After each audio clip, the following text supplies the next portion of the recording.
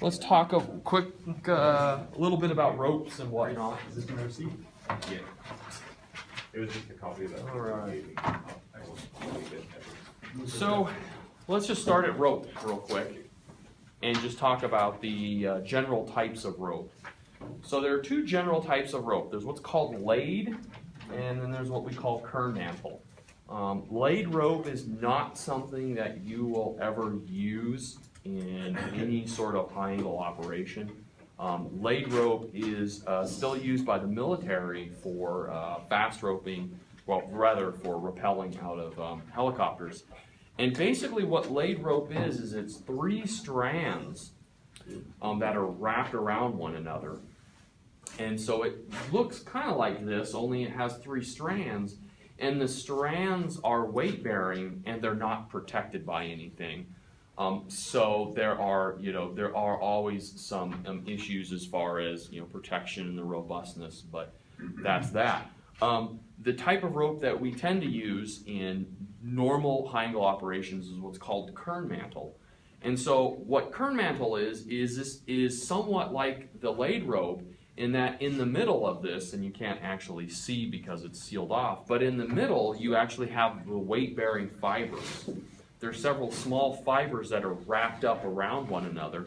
So the weight bearing part of the rope is actually the center part, what we call the kern. And then that kern is surrounded or encapsulated by this outer part here, and this is known as the mantle. So this outer part really isn't particularly weight bearing. It can bear some weight, but its primary role is to protect the weight bearing part. Does that kind of make sense? So it's a Kern Mantle rope is typically what we use. Now there are two general types of Kern Mantle rope. And each type has a different application or was designed or developed for different types of applications. There's what's known as static rope. This happens to be an example of static rope right here. Static rope, when it's loaded, has very minimal stretch. So when you load static rope, it doesn't stretch very much at all. Where might that be a good thing, if you guys could imagine? Why would you want rope that didn't stretch a whole lot? What kind of situation? Rescue? Yeah, rescue, high angle rescue operations where you are loading, litters and stretchers and things like that, and you don't want your rope stretching out, and you don't want it moving around much and going, moving into corners and ledges and sharp objects and things of that nature.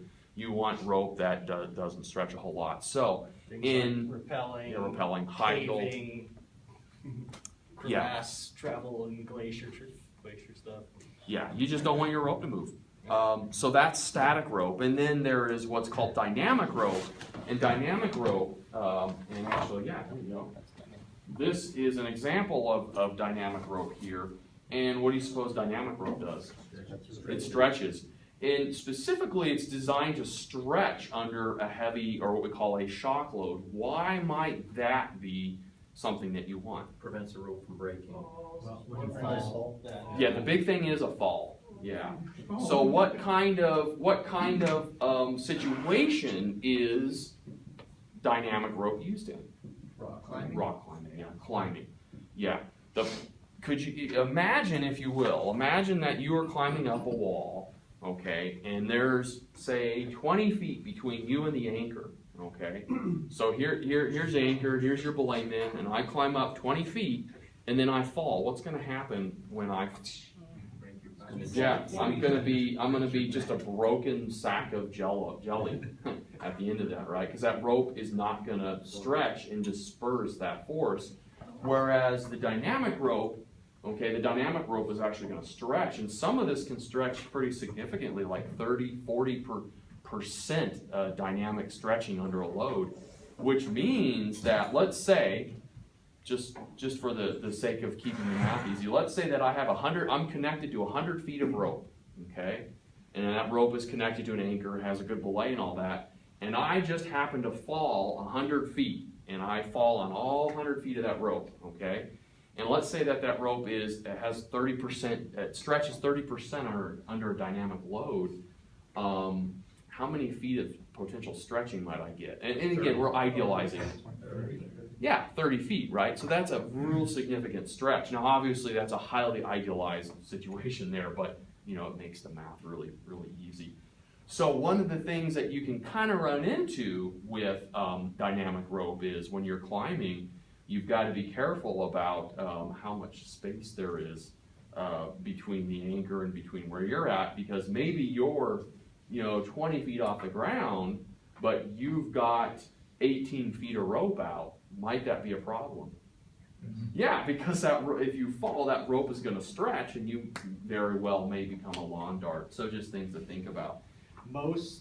Another thing, most rock climbers actually keep track of how many falls they've taken on a specific rope, Okay. and the length, an approximated length of those falls, because nearly all rope manufacturers in this industry recommend only taking a certain number of falls on the rope before you retire it, because after a certain point, loading that rope can become dangerous and it might break.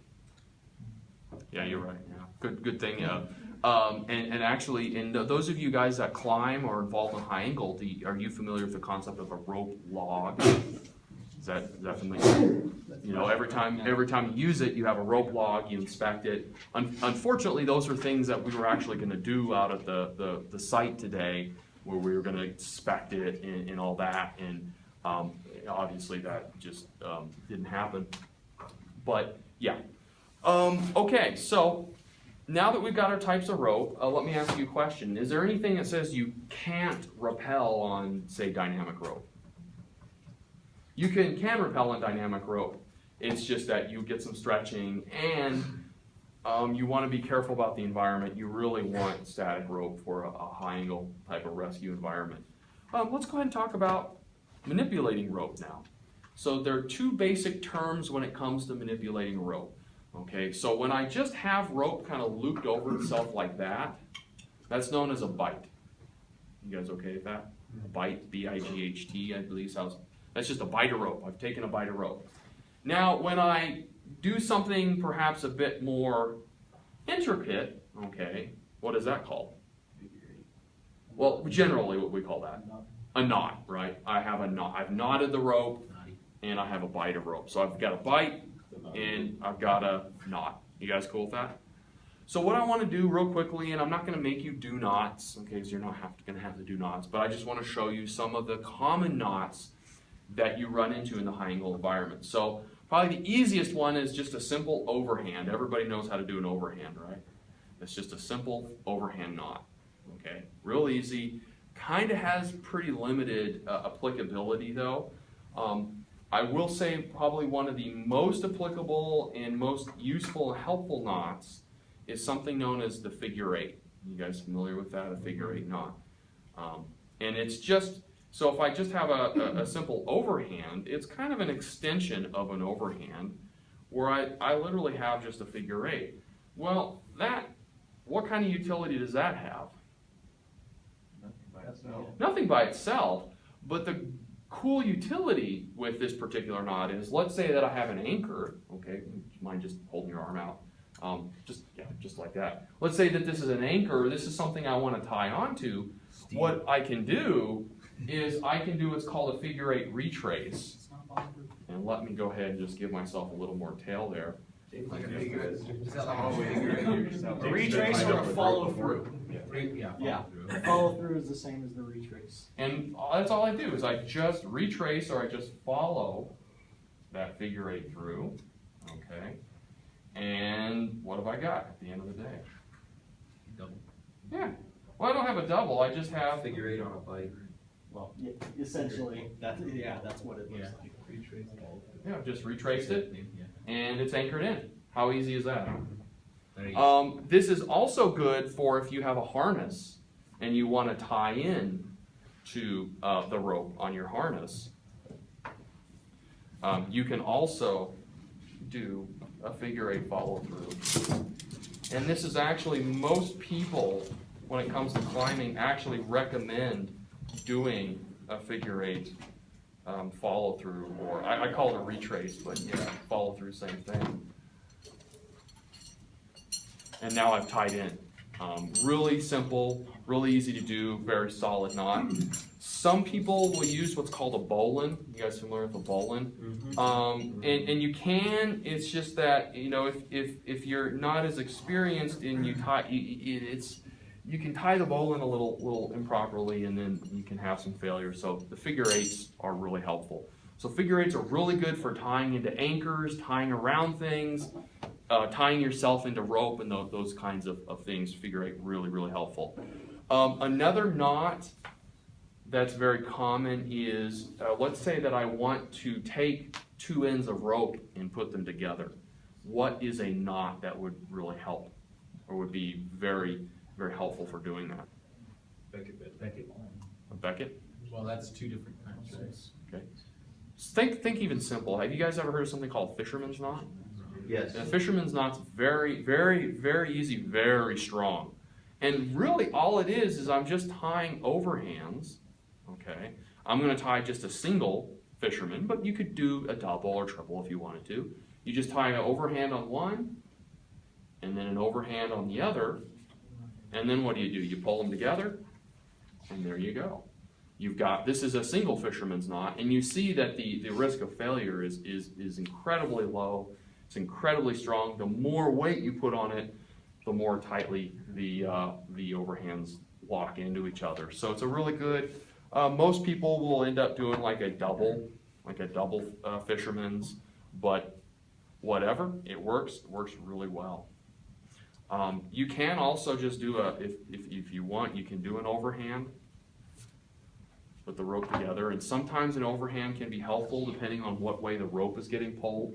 You know, if I have like a ledge or something, and you want to kind of keep the rope off the ledge, you can use that a little bit. But the fisherman's knot is a very reliable way of taking two ends of rope and putting them together. You guys, that one's very common, and then doing just a figure eight. The figure eight follow through. You do a figure eight on one side, and then follow it through with the opposite rope. And the rope will just be together. Yeah, that'll work.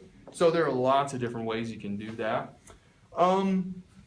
Another knot, and it's commonly taught, but a figure eight will really work in most instances, and this is what's known as a Bowline. And you can see that tying a Bowline, this is one way of tying it, and there's another way that involves, a rabbit going around a tree or whatever. Yeah,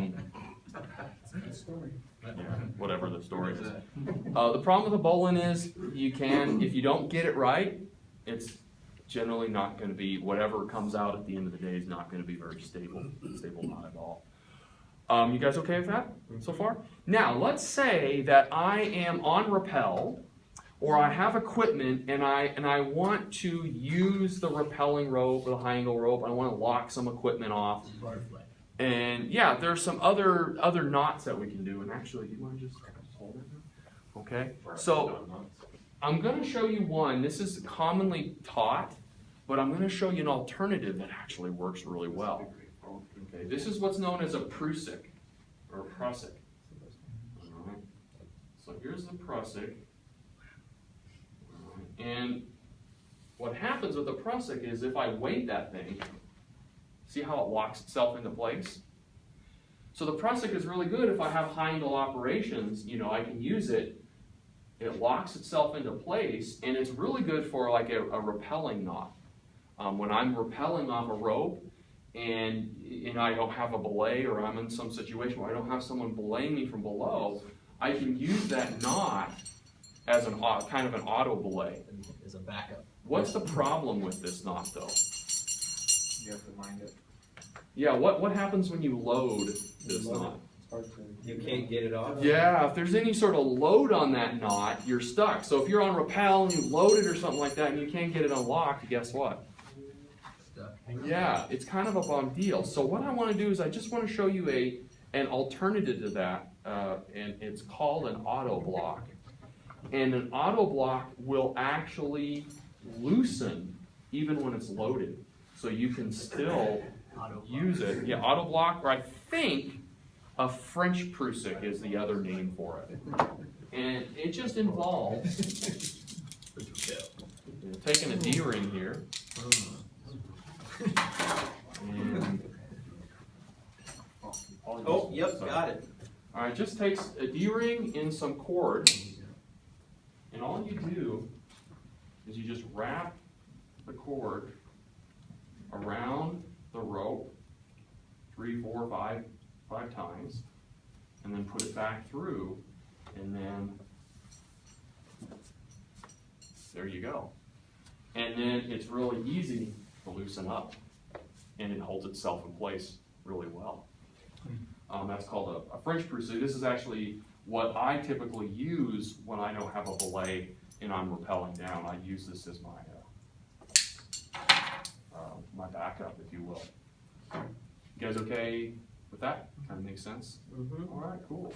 All right, so what I want to do is just show you guys the basic technique for rappelling, even though it's just it's so much easier just throwing you off a mountain and doing it. But so what we have is when you rappel, you're basically dealing with energy, right? You basically have a whole lot of potential energy at the top of whatever object you're at. And to get down, that potential energy needs to be converted to kinetic energy, right? The problem is if you jump or you fall, that conversion occurs, yeah, it's a very rapid conversion, and generally the energy that's delivered to your body when it falls can be potentially problematic. So the idea with rappelling is to have a more controlled conversion of potential to kinetic. And what happens to most of that potential energy? Does it actually get converted to kinetic energy? Sort of, not really. Where does most of it go, actually? Friction, yeah. Friction and heat, right? That's what you're doing, most of that. And then the part of it that you need as far as the kinetic actual moving down is what you use. So this is, anyone seen these before? What is this called? This is called a figure 8. This is what's known as a belay device. And what you do is the rope actually goes around this belay device. And who wants to be my anchor? Sorry, James. And so what you can do is, I'll put this rope through the belay device. And imagine this is hooked up to somebody, and actually we'll hook up to Jonathan here. So what you can do is, bring this up a little, there we go, is if I just put a little tension here on the end, and imagine that this is the anchor up here, this is the end that goes down. If I just put a little tension on there, what happens is I can control that conversion of energy, right? Most of that potential energy is right here around that belay device. And you guys that rappel or have rappelled, you know what happens. It gets really hot, right? It gets really hot, you have a lot of friction. So this is basically your energy converter right here. You have a way of controlling that conversion of energy. Now, there are many, many different types of belay devices, right? There are figure 8s, there's something known as a rescue 8, there are what we call ATCs. Some people just use a ring, a repelling ring. You guys probably that are involved in high angle, the fire department, you probably use some sort of rack type mechanism, a repelling rack, where you have a rack and the rope goes through different rollers, several different rollers. They all do the same thing though. It's using friction, and it's a way of controlling the conversion of kinetic potential to kinetic energy.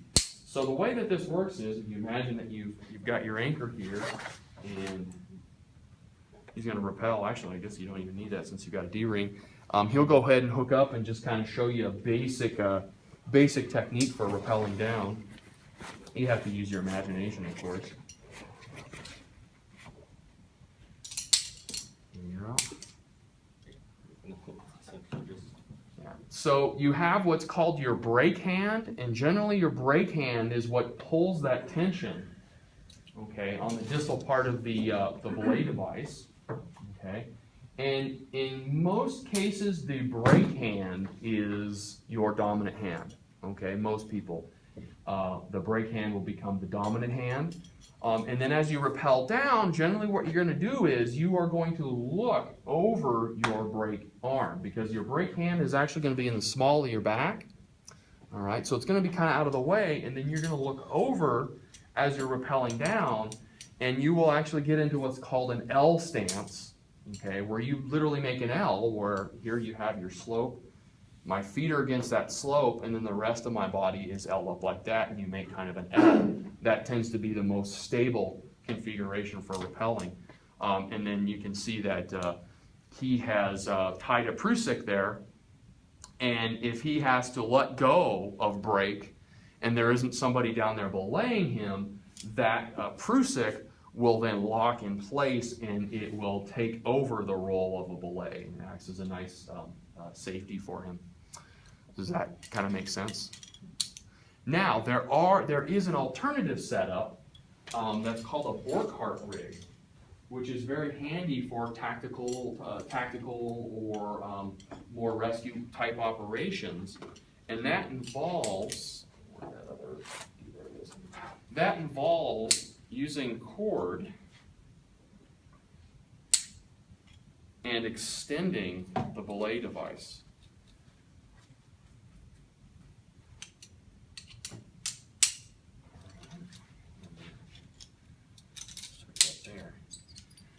And what extending the belay device out does, sorry, you're just the man of the hour. So what that does is, instead of having to have your hand in the small of your back, you can belay with one hand in front of you, like that, because I've moved the belay device. Now, it doesn't have to be this far in front of you. This is kind of over-exaggerated. But what that does is that allows you to do a rappel in front of you, which is nice because then your hands are in front of you. You can have your hand here and you can work with things. He can still have a Prusik, so you can let go if you need to. And the other thing is that that extra length allows you to L out even further. And what that does is that makes entry into a confined space a lot easier for you. For example, in a tactical operation, if you're going to assault a window, the Borkhart Rig is real handy because it allows you to L out. You can bound out, and then you can make entry through the window. My hands are already in front of me, so when I get through that window, I can let go, and I can transition to a sidearm or my firearm, wherever it may be, and it works really nice. In other operations, it allows you to what's called possum out, and you run into this, particularly on cliffs and rocks and ledges, where you might have a ledge like this that goes in, which is actually, we actually had that at our rappelling area that we were going to send you guys off of today. So what happens is your typical L stance, okay, your L stance is not going to be as effective when you transition into this overhang there, and that Borkhart Rig allows you to what's basically to possum out, where your bottom comes out, and you can transition to that freehang a lot easier with a Borkhart Rig. So that's just one modification that allows you to do. Allows you some more flexibility in the operational environment. Okay guys, any questions? Okay, let's talk about anchors real quick. So when it comes to setting up a rappelling anchor, there is one principle that you have to know, and that's called the Retrace principle. The Retrace principle. And so when I'm making a rappelling or high angle or climbing anchor, I want redundancy. What does redundancy mean? Fail safes. Sort of. You want multiple anchors, right? You don't want just one single anchor and that's it, right? Because if that fails, right, you're kind of, so you want multiple bomber anchors. You want equalization. What does that mean? Not gonna pull on one harder. There you go. You want to equalize all the anchors involved. Okay, never extended. What does that mean?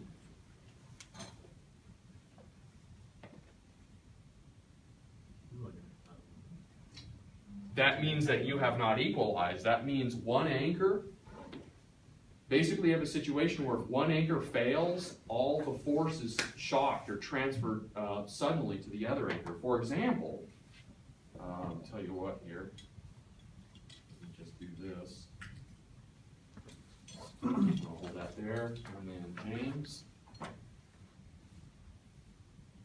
you want to hold this here. Let's say that this is my anchor setup, okay? And then, perfect. So I'm rappelling off of here. So what happens if this anchor fails? That anchor. I shock load. That's what extended is. That this anchor, Paul, has been extended. That's what an never extending is. You never want that type of situation where if one anchor fails, you're shock loading the other. And then finally, never extended. And actually, that's just the E part of the René principle. So let's talk about techniques for equalizing anchors. So can I get 3 people to come up? Can you give me 3? Yeah, 3 E-rings. Here we go. Yeah. Just give them like Good to see I have a loop right here and I can hook stuff into. Yeah, that's great. Actually, Justin, stay back there. And take it off if there. Hold that. And David, there you go. Okay, so these are my 3 anchors here. Okay, use your imagination. They're rocks, they're cams, they're bomber trees. Cool. So whatever I've done, I've done. Okay, so what I'm going to do is, now I need to use these 3 anchors to set up my rappelling. So I'm just going to take D-rings, attach D-rings to them. Okay. Alright, cool. So the common thing that we do is something called a cordelette.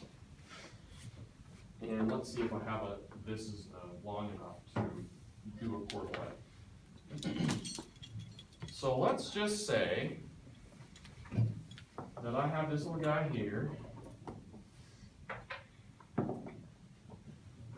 So let's say I do this.